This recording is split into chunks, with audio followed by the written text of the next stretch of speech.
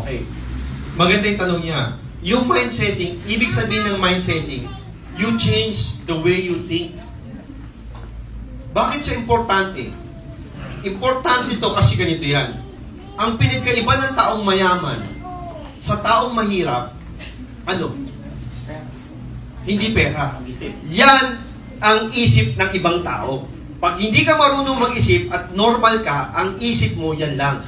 Kumbaga, yan ang nakikita mo kasi. Ano pinagkaiba nga nila? Pera. Pinagkaiba nila, may kotse. Pinagkaiba nila, may bahay. Pero hindi mo naisip, bakit itong tao dati na may pera, may bahay, may kotse, dati ring wala yan. Hindi naman pinanganak sa mundo yan. Paglabas ng anak niya, may hawak ng pera yan. Diba? Pinanganak sa mundo yan, nakubad din yan, at wala ring pera yan. At hindi marunong mag-isip. Pero bakit siya yumaman? Because the way how he see things. Kung paano niya tingnan ng isang bagay ay iba. The way he think is iba. Kaya ano ang pinagkaiba ng taong mayaman sa mahirap? The way they think. The way ka mag-mindset sa sarili mo. Pag ang tingin mo sa sarili mo walang mangyayari sa'yo, wala talaga mangyayari sa'yo. Kung ang tingin mo sa sarili mo, wala kang maabot, wala ka talaga maabot. Kaya yung mga tao nagsasabi sa'yo na hindi mo kaya yan, actually, hindi naman niya sinasabi sa'yo yan eh. Sinasabi niya yan sa sarili niya. Sa bibig niya lumabas yan eh. Ibig sabihin, yan ang tingin niya sa sarili niya. Sinasabi niya, hindi ko kaya yan, kaya hindi mo rin kaya yan. Tama. Kaya pag sinabi niya sa'yo, hindi ko kaya yan, sabi mo, yes, ikaw hindi mo talaga kaya yan, pero kaya ko yun. Yes. Kaya, ang pinagkaiba lang ng tao sa ibang na mayaman sa mahirap is the way how you think. Kaya sabi nga, pag nandito ka sa front row, sa unang taon mo at pangalawang taon, hindi ka yayaman dito. Yayaman muna the way you think.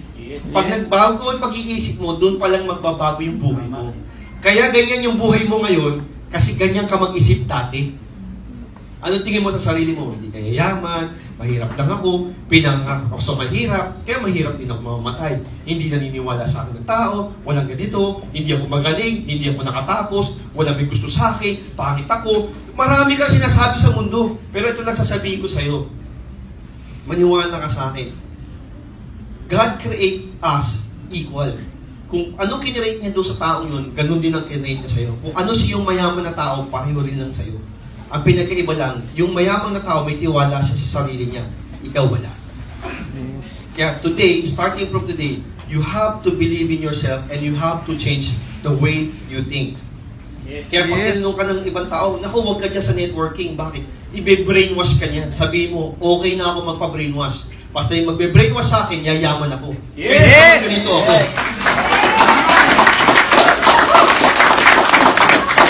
Gets nyo? Yes! Gets nyo? Yes! Everything start here. If you change the way you think, everything changes. It's here. Ang success, wala doon sa ginagawa mo. Ang success, nandito sa utak mo. Pag nabago mo tong utak mo, mabilis magbago yung buhay mo. Yes. Kaya sabi mo sa katabi mo, mabuhid mo pag-iisip mo. Magugulit mo, pag-iisip mo. Okay? Nagda-doubt ka pa. Huwag kang mag-doubt. Pagdudahan mo yung duda mo. Gets nyo? Okay, last. Last.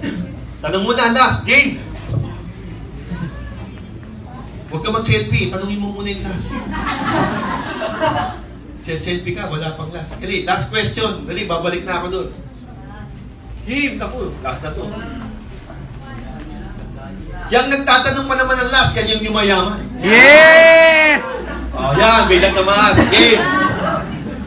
Ayan, kasi may mga members po ako na hindi ko po madala dito. Hayaan mo sila. Wala tayong pakialam sa kanila. Tama! Yes! Huwag mo intindihin yung ayaw pumunta dito. Ang intindihin mo yung pumunta dito. Yes! Ganun lang yun. Diba?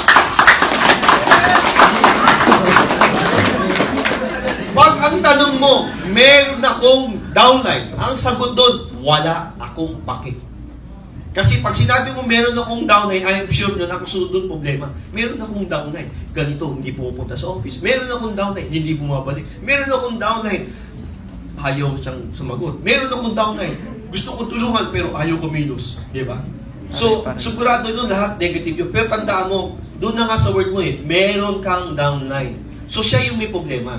Kaya kahit anong tulong mo, kung hindi niya kaya tulungan sarili niya, hindi yayaman yun. Yes! Sapul! Tandaan mo, ang magpapayaman sa'yo, sarili mo na. Diba? Kaya yung downline ng mga ayaw gumalaw, ayaw pumunta, ang ginagawa niya, pinapalitan niya.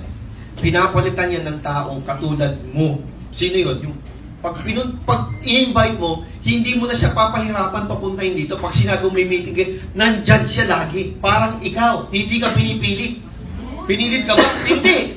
Lagi kang nandyan. Yan ang mga taong hinahanap mo. Yes. Pero yung mga nagpapapilit, wala yun. Hindi yung mayaman yun. Paano magiging mayaman yung pagdating ng araw? Wala ka naman nakitang successful na magsasalta na, alam mo ako, kaya ako naging successful kasi dati pinilit lang ako. Walang kwentong ganun. Ang kwento, kaya ako naging successful, maraming pumipigil sa akin, pero hindi ako naniwala. Nagtuloy pa rin ako. Yes! Diba? Kumbaga, kung may nangliligaw sa'yo, hindi mo pinag-uusapan yung hindi pumunta sa'yo sa bahay mo. Sabi mo, bakit paano ko magkakagusto sa'yo? Hindi pumunta nga sa pamamahay ko. Hindi ka pumunta. Di ba? Kaya ito na pangasawa ko kasi siya yung pumunta. Yun, yung walang effort, hindi walang nangyayari doon. Di ba? O bonus, last. Yun! Grabe! Sa likod, dali, tanong mo na. Sa estudyante, alam ko, estudyante ka ngayon, may tanong ka. Tanong mo na. Kim!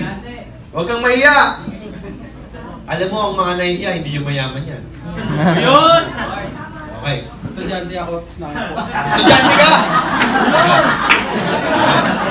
Pol science ako. Shhh! Kinig! Last na to! Pol science ako. Ang mga professor ko, mga almost mga lawyers, mga ano. Mahirap sila. Nag-explain ako sila ng front row, pero negative talaga. Pero minsan, nakikinig, pero di masyado. Paano ma-convince ng estudyante lang? Kasi, di ba, alam mo una, may matching-matching yan. Ibig sabihin ng matching-matching, kunyari, ikaw estudyante ka, hindi ka talaga makaka-invite ng teacher. So, ma-invite mo lang din yung mga estudyante, tsaka yung medyo mababa sa'yo ng konti. Di ba? Ngayon, ang problem dyan, ma-invite mo lang yung teacher mo pag dumating na yung panahon na mas malaki na ang kinikita mo doon sa teacher mo. Pag dumating na yung mas malaki na yung kinikita mo doon sa teacher mo, doon mo pa lang siya ma-invite. At actually, hindi mo na siya ma-invite. Pag nagkakita niya, nagkakotse ka, siya na ang tatawag sa'yo. Yes! Estudyante kita. Ano yung ginagawa mo? Yung ginagawa mo, doon na siya sasama sa'yo. Yes. Pero ngayon, hindi mo pa ma-invite yan. So, ang gagawin mo is more on, doon ka lang sa estudyante, saka mga doon sa mga kaibigan mo na maniniwala sa'yo. Same. Hayaan mo kung ayaw nila maniwala. Darating yung panahon, maniniwala din sa'yo yan. Yes. Ngayon, kung sinasabi mo naman sa akin, Abs, ang hirap talaga. Kahit yung mga estudyante, hindi ko ma-invite. Isa lang advice ko sa'yo, magpalit ka ng kurso mo. Kasi puro lawyer, di ba? Tsaka ano, palit ka. Subukan mo yung ano, try mo yung HRM. Yung mga utak na mabababa lang. Ano, ito. Diba? Gusto ko na mga... HRM! Simple lang, mga HRM. Kaya tuhisin. Yan. O kaya computer programming, paikot ang utak doon. Alam mo kasi, hindi ko maka-invite, di puro lawyer, di ba? Okay na? Guys, salamat sa inyo. Babalik talaga po ako doon, ha? Pero doon. Salamat sa inyo.